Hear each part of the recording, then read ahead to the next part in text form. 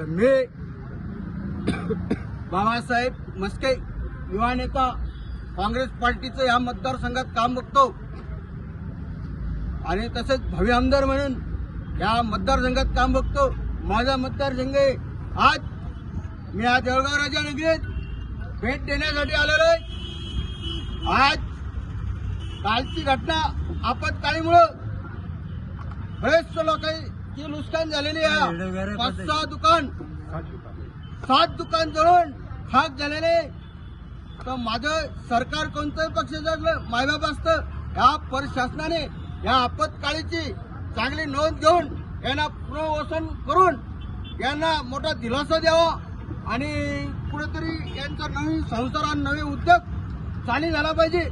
म्हणून या सरकारने आणि या तहसीलमधून आपत्काली योजनामधून बसून यांना मोठी मदत द्यावी हीच माझी काँग्रेस पार्टीच्या वतीनं बाबासाहेब मस्के विनंती करतो आणि यांना तात्कालीन यांना पुनर्वसनमध्ये बसून मदत करून यांना दिलासा द्यावा आणि मदत द्यावा हे जाहीर करा। जय जवान जय किसान जय महाराज। 2 मिनिटं मागे आता।